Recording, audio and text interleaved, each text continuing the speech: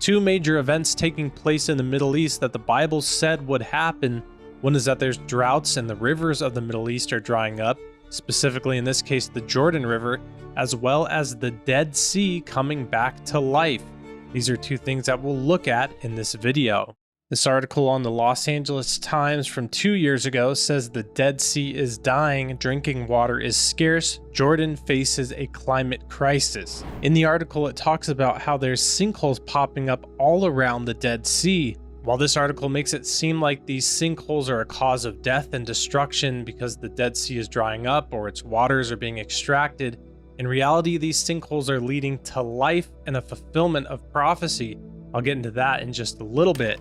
There's many reasons for the droughts that are caused in the Middle East. Much of that is a scarcity over water and control of the water through dams in different nations, taking what they need and not being generous with the other nations that share that river source. But droughts and famines and pestilences is something that we know will take place in the last days. Whether that's what this is a sign of, we're not sure of, but we'll watch and keep our eye on it when it's happening to be aware of the signs of the times, like Jesus said to be.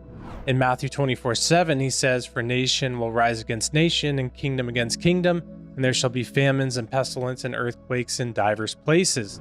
Much of the famines of the last days are tied to drought. So when we see articles like this that was written last year by the Associated Press, Jordan River believed Jesus' baptism site drying up, it should not be a surprise that that's what's taking place in the earth. We know in the last days when the tribulation is taking place and God's wrath is about to be poured out upon the earth, the four horsemen of the apocalypse come, and the third one, the black horse, is one tied to drought and scarcity in the earth. This rider of the black horse is holding a pair of scales in his hand that indicate the high price of food that will be taking place, and this will be because of famines and droughts that are taking place in the earth. In connection to this, and interestingly enough, there's a hadith within Islam that sounds very similar to something like this that's referenced in the Bible. And this hadith, which is a belief in Islam that is something from Allah in their opinion, something to be completely true from God in their eyes. And it talks about that Allah in one day will withdraw 1/3 of the water for the first year, and then in the second year, he'll do another third, and then a third in the third year. It says that this will take place before the Islamic Antichrist, the Dajjal, appears, and that no food will be growing, and for the third year of this, that not even a single drop of rain will land on the earth. This sounds very similar to the story of Elijah in 1 Kings 18:1. Later on, in the third year of the drought, the Lord said to Elijah, "Go and present yourself to King Ahab, tell him that I will soon send rain."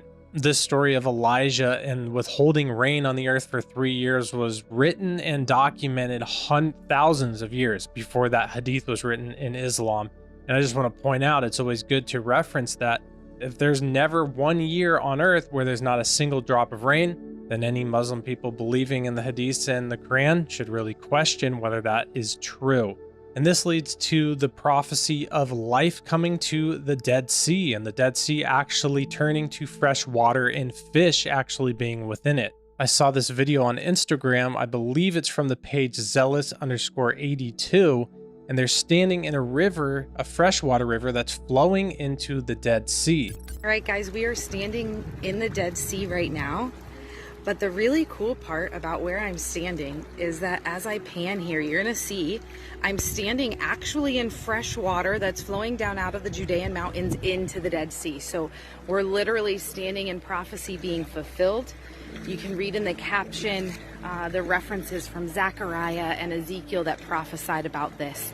And we're literally standing in it here right now. And this is a prophecy in the Bible that said would take place.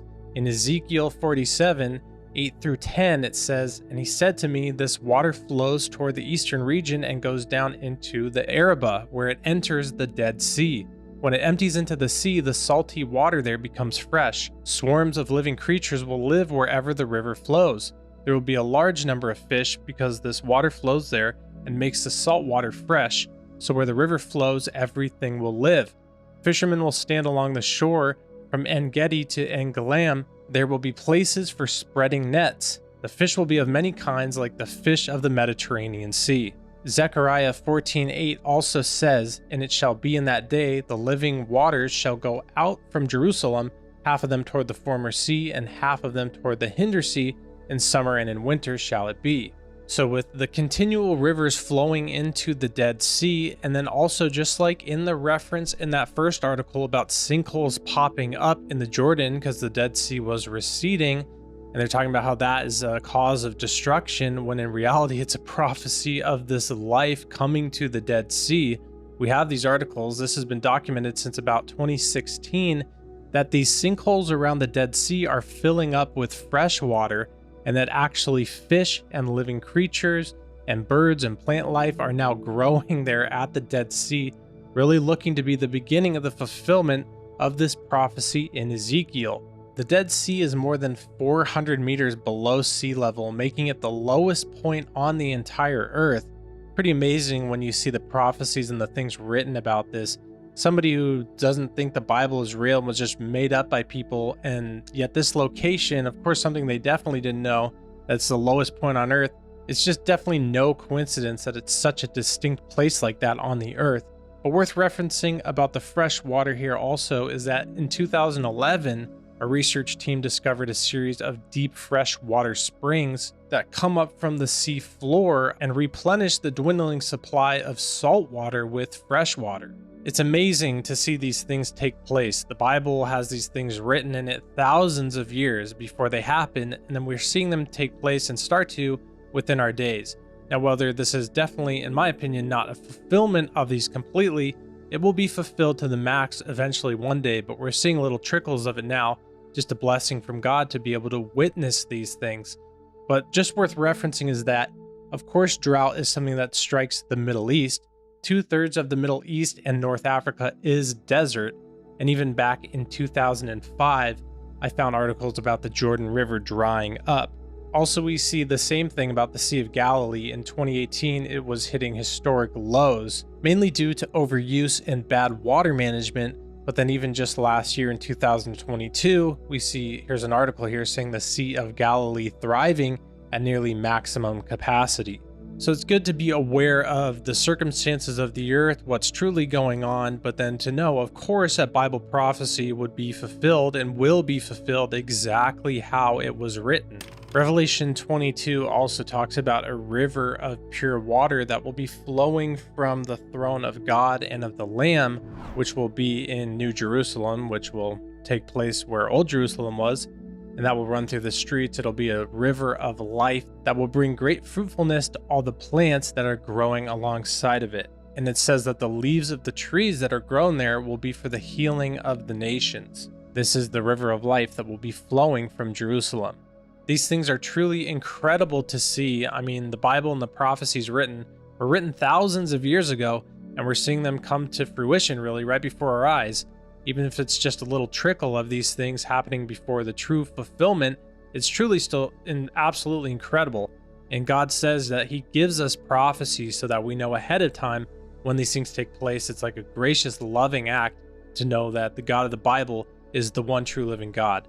So live for God, live for the one who gave us these prophecies, who gave us these things, written them down to us in the Bible thousands of years before they happened. So we know that we can trust fully in His word, and that Jesus is coming back. Salvation is found in Him alone. And if you live for Him, you will live in eternity with Him forever. Let me know what you think in the comments. Thanks for watching, and God bless.